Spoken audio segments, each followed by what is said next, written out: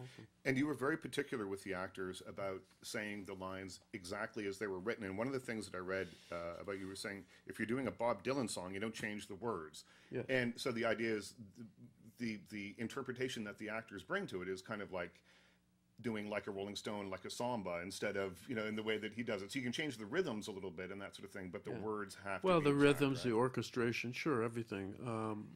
That's not just with this screenplay. I mean, in general, I don't really want the actors to be screenwriters. I don't think that's what they're not designed for that, really. And you need to design the movie overall the way Cassavetes did. If everybody is improvising and that's understood, and you've got actors who are used to improvising with each other, that's a whole other thing. But normally that doesn't work. And I think basically I want them to stick to the script. But within that, there's tons of things that an actor can bring to you, and a lot of it is choreography, and of course it's the tone, the tonality, the pitch, the rhythms, the pauses, everything, a lot of stuff. Robert, you said that your preparation for this film was spending 2 weeks in your hotel room worrying, and then before camera rolled, you went to David Cronenberg's house for a pre-chat. What sort of things did he tell you to try and put your mind at ease? Tell me to stop worrying. and what did you say? You basically, I mean, it was kind of fairly simple. I think you heard me in a very obvious throes of a panic attack. And so you're just like, why don't you just, like, I think you were just placating me, like saying to come around. But I think you just said, when we start shooting, just what will be will be. I mean, and it's a really difficult way, because I mean, that's why I keep thinking actors have gotten to such a, the job of acting now is, people all interpret it to be, you've got to analyze it, you've got to be a psychoanalyst as well, but that's just from the 50s. I mean, before that, actors only ever thought about their voice and their face and movement, it wasn't your job, wasn't called upon. And so, like, you read DeLillo, I mean, I'm not a postmodernist like scholar or anything. I mean, I'm not going to come up with Your a better... agent said you were. So I'm sitting there thinking, like, can I come up with, an interpretation of DeLillo that's completely original in 2 weeks? Like, I mean, it's literally, like, completely ridiculous. But there's something about the construction in his writing of it's so easy, you don't need to add anything to it, and I think that's what you just encouraged me to do. There were no rewrites in the script, and normally, I mean, that's the first thing you're thinking about as an actor, because normally the script's just shit, and so you're just there's no foundation to stand on in the first place, and you're so used to just changing it the whole time, every single movie, that with this, once you suddenly get to the idea to think, we're not changing any of the script. The script is fine. It's you that's the problem. At least you know one thing. Well, the key to it all actually is, as is often the case, is within the script itself, and it's when the doctor says to Eric, when he says, "What are we going to do about this then?" He says, "Let it express itself." And that's how I felt about the screenplay, just let it express itself. It will organically come out of even for Emily, who's by the way, whose audition was fantastic, and it was dead on, and I really just... You wish you could cut that into the movie? Well, I actually, in the latest version, I have. It's a little grainy because you shot it with your iPad, but still. No, it's just, it's like, wow, the audition's perfect, just do that, why mess with it? I mean, if it's great, why mess with it? And as I say, I mean, it should grow organically out of the script. Right.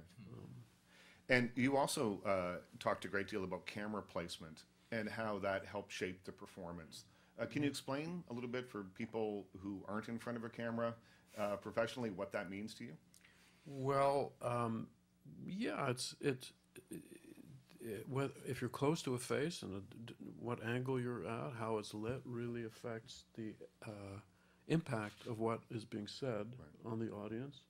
And it also, you know, it's fun to use a wide angle really close, and that kind of intimidates the actor. And that's good. And they can't see anything else. They can't even see the person they're talking to. So that puts them into a really weird space. I like doing that. Robert, did you find that to be true?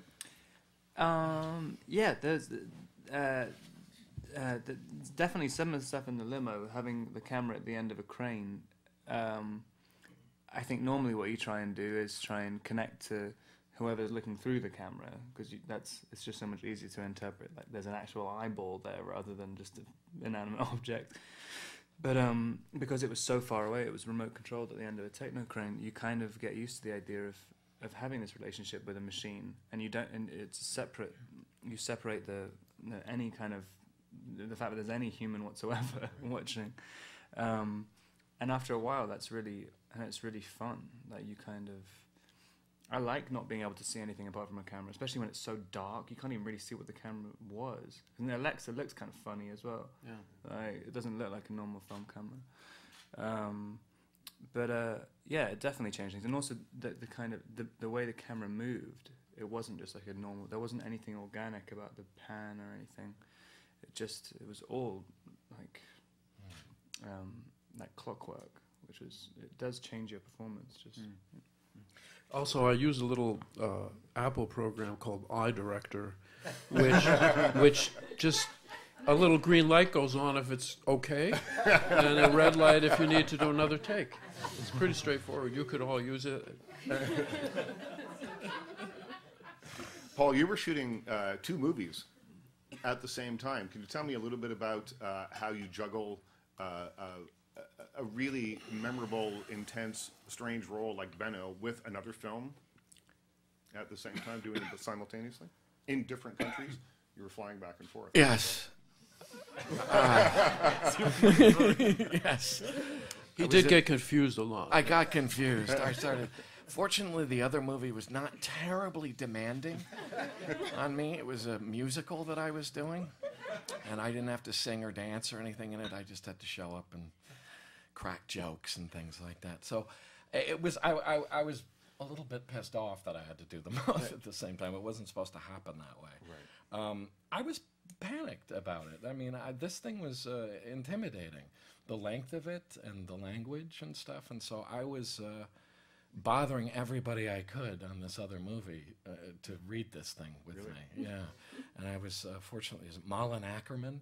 Yeah, made a great Rob Pattinson. For me. She was fantastic. I was very disappointed when I actually got here and it was Rob.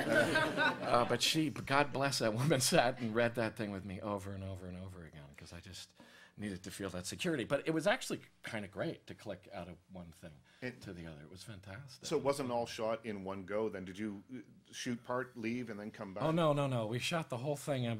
Like Emily was saying, it was like a whole separate little movie. We had, I think, 6 days blocked out to shoot it, and shot it in three or something like that. Yeah. So no. We just, and we kind of broke the scene up into big sections. And we didn't work, it was very reasonable. We didn't tire ourselves out. It was wonderful having all that time, so we just kind of worked these big chunks of it. And it was not just like a play, it was all these mini plays within the play. I mean, each section of it felt like, Jesus Christ, was that 5 pages we just did? And now we got to do another 5 pages. So it was intense. Right. Benno's interesting because for yes, me, he is. Thank you for agreeing with me, yes. Paul Giamatti. Yes. I find him interesting because I think that he is, in some way, he's the everyman of the piece. He's certainly a part of the 99%. He is us. There is Robert Pattinson's character, Eric Packer, who is very rarefied in his place, and then there's Benno, who it represents an extreme version of the rest of us. And I thought there was an interesting take on it. Tell me a little bit about the prop, other than reading the scene with Malin Ackerman. It was pretty good. What sort of preparation did you do to it? I reckon. Well, yeah. I mean, that's all indeed true. I mean, I didn't look at it that way. I can look at it that way objectively now, or before I started really working on it. But in a lot of ways, I had to kind of actually just figure out exactly. There's a lot of history I have in my own mind about him, and so I had to sort of to connect things up. I did have to really make a sort of detailed, I don't often do this, make a detailed story in my head to follow through with it. But, you know, it seemed to me like the basic thing I hooked into was that kind of, I suppose, if you think about people who become obsessed with somebody else like that, I mean, I'm kind of in love with him. I mean, there's a kind of strange love that's so strong, I hate him. You know, I mean, I can't stand how much he's made me need him and love him, and I have to kill him. So it's that kind of thing seemed like the essential conflict for the guy. And so beyond the fact that he represents the 99%, it was a guy who's gone crazy in his love for this person that he feels is going to save him somehow. So. Yeah, just to say something about representing and symbolizing, but I've said this a lot, but I'll say it again. You know, you don't really ask an actor to play a symbol. You know, you don't say you represent, you are the symbol of, let's say, Wall Street or American capitalism. Because how do you play that? You know, you can't do that. And so it's only after the fact that you can start to assign these things, right. You know, and analyze them that way. But on the set, no, but we don't talk about that stuff. Emily, what did you represent, though? Will you tell me what you finally did? Was yuan. It jogging or the what? Oh, the yuan. I had to look that up. Oh, okay. Joggers everywhere. I thought it was jogging, but I have to reshoot. Anyway, just that sort of thing, and it's funny because the whole Wall Street. Occupy Wall Street movement really, has been pointed out, is really not anti-capitalist at all. It's really pro-capitalist. It's just saying, I want in on the action. And in a way, Benno is really the same. There are no anti-capitalists in the movie. In fact, you know, even though you might think it's an anti-capitalist screed on some level, Benno, too, loves the bat. He loves investing. Absolutely. He loved working with Eric. It was just when he got excluded because Eric was just too fast and too micro-timed. Yeah, and it's like he says, too, everybody's 10 seconds away from being rich as hell. Yeah, But yeah. this guy would love to jump those 10 seconds and be rich as hell. I mean, Yeah. you know, So the symbolism thing is tricky. Sarah, there were no rehearsals